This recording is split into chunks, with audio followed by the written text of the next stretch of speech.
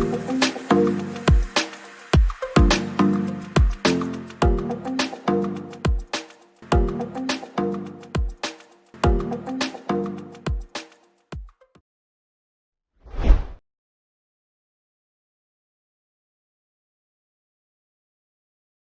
ini untuk mind mapping-nya. Di sistem mastikasi ini, kita belajar mengenai gigi gerigi, otot-otot pengunyahan, TMJ, dan juga saliva.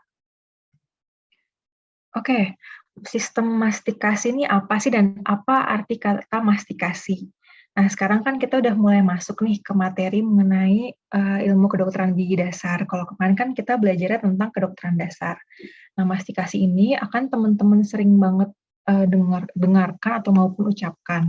Jadi istilah mastikasi itu merupakan nama lain dari proses pengunyahan. Jadi kalau kita mengunyah, bahasa medisnya itu atau bahasa kedokteran gigi kita adalah mastikasi. Oke?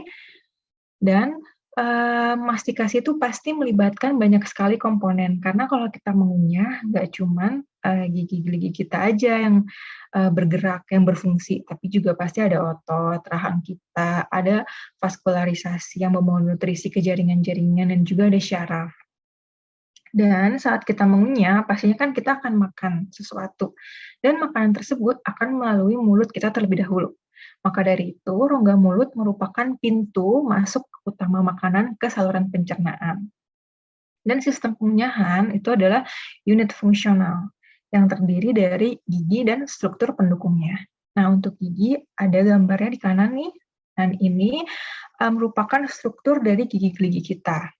Yang pertama ada enamel, pasti nggak asing kan sama yang namanya enamel, pasti sering dengar. Mungkin kalau nggak enamel, kalian dengarnya email. Nah, enamel ini merupakan struktur paling luar dari gigi, dan dia tuh lapisan yang terkeras. Oke, setelah itu di dalam ada lagi dentin.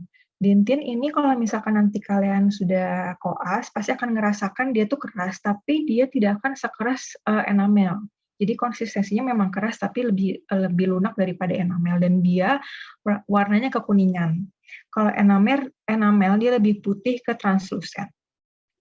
Jadi kalau misalkan kalian sekarang ngaca ke kaca nih, ngaca, terus kalian iseng senterin, itu bakal lebih terlihat tuh warna gigi kalian ada yang kayak kuning gitu, tapi di tengah-tengah. Sedangkan di bagian pinggir-pinggir kalian tuh lebih translucent.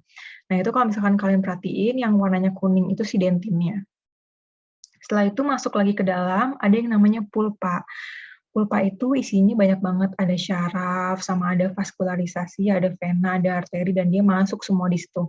Nah, kalau misalkan ada pasien datang dengan gigi berlubang, terus dibilang ada keluhan yang, "Kok malam itu saya tetap sakit ya dok, walaupun nggak makan atau minum." Nah, itu berarti si lubangnya udah sampai ke pulpa. Karena di pulpa itu banyak banget syaraf.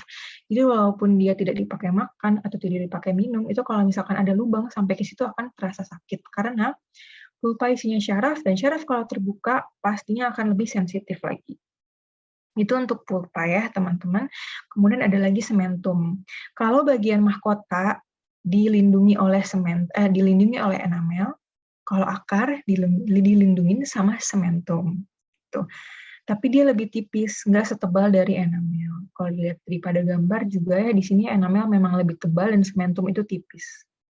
Jadi kalau misalkan nanti kalian ketemu pasien atau misalkan kalian periksa orang tua kalian, ngelihat ada gusi orang tua kalian yang turun atau pasien kalian yang turun gusinya terus ngerasa ngilu.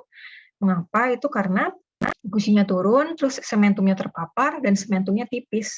Karena tipis tersebut, dia kan nggak bisa ya menahan rangsangan yang lebih besar daripada enamel, makanya dia lebih cepat merasa ngilu. Apalagi kalau misalkan sementumnya terbuka. Sementumnya itu ya tergores, jadi bisa mengenai dentin atau bahkan pulpa, itu lebih ngilu lagi. Tuh.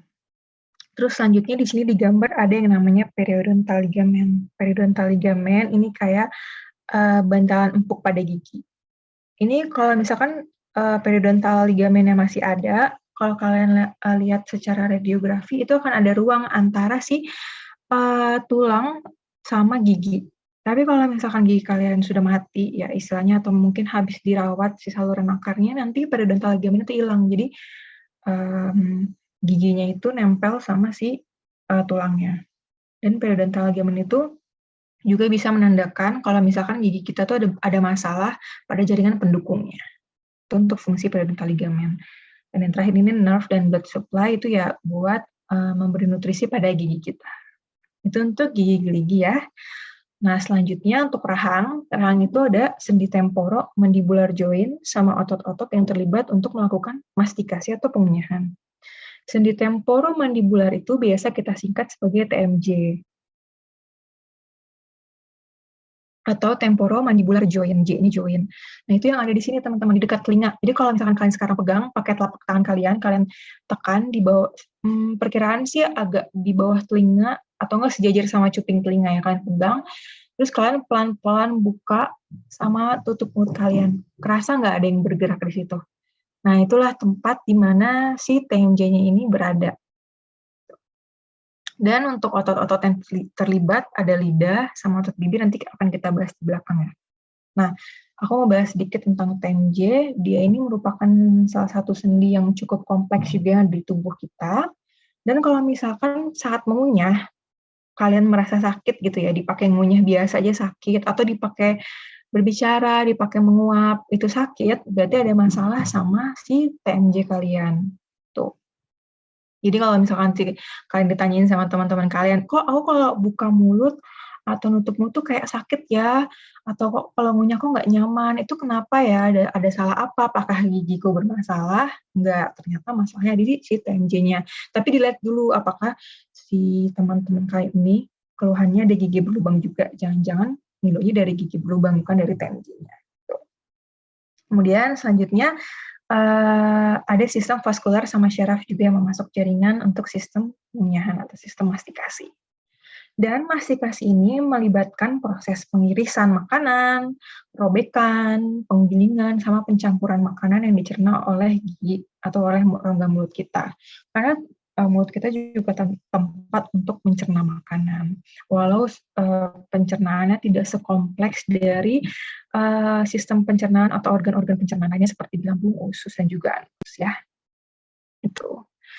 Kemudian selanjutnya fungsi mengunyah tadi ya menggiling dan memecah makanan. Karena kalau misalkan makanan itu nggak dikunyah sama kita langsung ditelan, itu akan sulit untuk enzimnya bekerja untuk memproses makanan-makanan yang kita makan. Makanya dengan menggiling dan memecah makanan itu memudahkan si enzim untuk bekerja. Lalu ada juga untuk mencampur makanan dengan saliva atau saliva. Saliva ini adalah nama medis dari air liur ya. Jadi diingat-ingat saliva ini merupakan air liur yang ada di mulut kita, dan nama medis itu adalah saliva. Ini pasti juga akan kalian sering banget sebutin nanti. Tuh. Lalu kalau misalkan makanan kita nggak dicampur dengan saliva, itu nggak akan bisa ditelan teman-teman. Kalian boleh deh cobain ya gitu. Ini kalaupun bisa ya, kalian keringkan mulut kalian sampai benar-benar kering, nggak ada si salivanya atau air liurnya, terus kalian makan. Atau nggak kalian taruh makan, terus kalian paksa telan. Itu pasti nggak akan bisa masuk sama sekali. Kenapa? Karena si saliva ini juga fungsinya untuk melumasi agar si makanan tersebut tuh mudah ditelan oleh kita. Karena kalau rongga mulut kita cenderung kering, itu akan sulit banget untuk menelan makanan. Dan juga saliva ini tuh dapat merangsang taste bud. Itu dengan cara apa? Jadi saat makanan kita, misalkan kita makan apa ya? Makan donat deh manis gitu. Nah, kalau si salivanya itu nggak ada, kita nggak akan bisa ngerasain manis. Karena setelah makanan dicampur sama saliva, dia kan akan larut ya sama saliva makanan tersebut. Kalau misalkan kalian makan pasti akan jadi lembek dong, jadi kayak ada cair terus lebih keras kadang manisnya. Nah, itu kenapa bisa merangsang taste bud kita, karena tadi makanan yang sudah dihaluskan itu bercampur dengan saliva, ada yang larut zat-zatnya, itu akan masuk ke pori-pori lidah kita. Di bawah pori-pori lidah kita itu ada yang namanya taste bud. Taste bud itu semacam sensoriknya lidah kita agar kita bisa merasa mana yang makanannya manis, mana yang asam, pahit, dan lain-lainnya. Gitu. Jadi kalau misalkan kita dalam mulut kalian kering, kadang ya susah juga untuk bisa merasakan makanan ini tuh manis atau enggak. Karena tidak ada saliva yang melarutkan zat-zat makanan tersebut untuk masuk ke pori-pori lidah yang mana di bawahnya ada si taste bud tersebut. Gitu. Tapi nggak hanya dia menimbulkan sensasi rasa subjektif, kayak tadi ya manis, asin, pahit, dan lainnya. Tapi saliva juga secara refleks, oh maaf, tapi mengunyah juga secara refleks dapat meningkatkan si sekresi air liur atau produksi air liur, karena nantinya tuh dia bisa mempersiapkan kedatangan makanan. Jadi kalau misalkan kita mengunyah sesuatu, kan berarti tubuh kita udah tahu, oh kita lagi makan. Nah, lambung, pankreas, empedu, dan organ sistem pencernaan lainnya itu mereka udah siap-siap, oh kita mau makan, mencerna sesuatu, makanya tuh mereka udah siap-siap untuk mengolah makanan tersebut. Ternyata unik ya, pengunyahan itu nggak cuman buat menggiling atau memecah makanan aja, tapi dia juga sampai sedetail itu gitu loh dari pengunyahan. Sampai lambung itu tuh bisa mendeteksi, oh kita nih lagi makan, oh ya berarti kita harus mempersiapkan zat-zat nih yang akan nantinya mencerna makanan-makanan yang kita makan. Oke, lalu untuk tindakan mengunyah ini bersifatnya volunteer. Secara sukarela, nggak mungkin kita makanan masuk diem aja terus bisa otomatis ngunyah gitu kayak jantung ada darah masuk langsung mompa, nggak kayak gitu. Tapi dia bersifatnya volunteer. Tapi dia juga sebagian besar bisa bersifat refleks ritmis. Nah, jadi kalau misalnya Kak udah makan, terus ngunyah, terus kalian sambil ngelakuin sesuatu, kadang otomatis mulut kalian tuh masih tetap ngunyah kan, atau kalian sambil motong makanan tuh secara nggak sadar tuh tetap kalian tuh masih ngunyah. Nah itu yang dibilang dengan refleks ritmis. Ditimbulkan sama aktivitas otot-otot rangka yang ada di melekat di rahang kita, di bibir kita, di pipi, dan di lidah juga. Sebagai respon terhadap tekanan makanan terhadap jaringan mulut. Oh iya, fun fact lagi, kalau misalkan kita diem aja, itu saliva tuh di dalam mulut kita nggak terlalu banyak kan produksinya. Tapi begitu banyak makanan yang masuk kita mengunyah, maka kan kalau mengunyah kita akan mendorong makanan tuh ke lidah kita, ke bibir kita, ke pipi kita, akan ada terjadi dorongan dan penekanan kan. Nah, itu tuh otomatis akan memicu produksi saliva ini lebih banyak. Makanya kenapa kalau ngunyah lebih banyak saliva yang keluar dibanding kalau kita diem aja. Karena tadi di dalam bagian rongga mulut kita tuh ada sensorik-sensorik yang peka terhadap tekanan.